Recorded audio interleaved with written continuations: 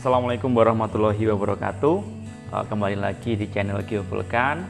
Bagi teman-teman, pada kesempatan kali ini kita akan belajar melanjutkan materi kemarin yang pertemuan 1 tentang struktur lapisan bumi. Nah, pada kesempatan kali ini di pertemuan 2 kita akan belajar mengenai tenaga pembentuk muka bumi. Nah, tenaga pembentuk muka bumi itu nanti meliputi yang namanya tenaga geologi. Nah, jadi tenaga geologi itu nanti dapat diartikan sebagai tenaga pembentuk dan pengubah bentuk muka bumi yang terdiri atas tenaga endogen dan tenaga eksogen. Nah, tenaga endogen ini nanti meliputi yang pertama bisa tektonisme, kemudian ada vulkanisme, dan yang terakhir ada yang namanya seisme ya.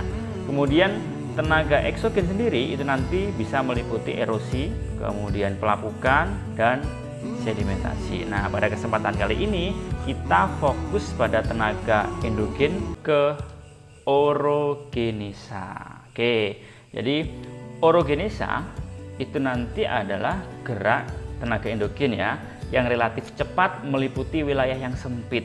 Kalau epirogenesa atau epirogenetik tadi lama, lambat, ya kan, kemudian luas. Kalau ini itu nanti gerakan yang relatif cepat meliputi daerah yang relatif sempit.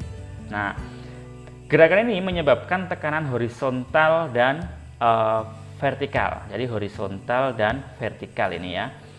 Kemudian menyebabkan berpindahnya juga lapisan atau letak lapisan kulit bumi.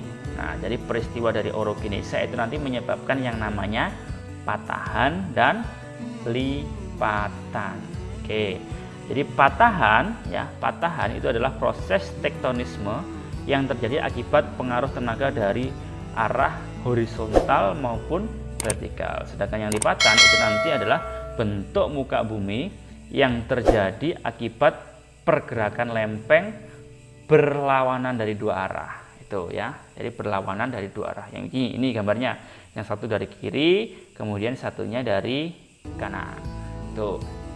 Nah, untuk patahan itu sendiri itu nanti ada bagian yang berada di atas dan bagian yang berada di bawah ya. Ini di atas, ini di bawah. Sama. Lipatan juga ada yang namanya bagiannya, ada yang di atas, ada yang di bawah. Ada gunungnya, ada lembahnya, misalkan seperti itu. Nah, kita bahas yang patahan dulu. Nah, patahan yang bagian atas ini namanya adalah horst. Horst ya. H-O-R-S-T, horst. Kemudian bagian bawahnya ini namanya adalah graben atau sleng. Itu ya. Sedangkan yang lipatan itu nanti yang bagian atas, yang bukitnya ini ya, itu nanti dinamakan antiklin ya, atau antiklinal, itu juga biasanya namanya seperti itu. Kemudian yang bagian bawah namanya adalah sinklin atau sinklinal. Kalau patahan tadi yang atas ini namanya adalah horst, yang bawah adalah graben atau sleng. Sedangkan kalau lipatan itu nanti yang atas namanya adalah antiklin, sedangkan yang bawah ini namanya adalah sinklinal. Seperti itu. Oke, kita lanjut. Selanjutnya ini ada yang namanya patahan. Jadi secara umum ya, seperti yang saya jelaskan di awal tadi, bahwasanya patahan itu nanti dibagi menjadi 3 ini pada umumnya ya. Yang pertama adalah graben ya. Jadi graben itu nanti yang berada di bawah ini namanya graben. Kemudian horst itu adalah bagian yang menjubel ke atas, itu namanya horst. Kemudian ada yang namanya strike slip fault, itu nanti adalah patahan yang mendatar, gesernya mendatar kayak gini. Nah, jadi secara umum itu nanti ada graben, horst, dan strike slip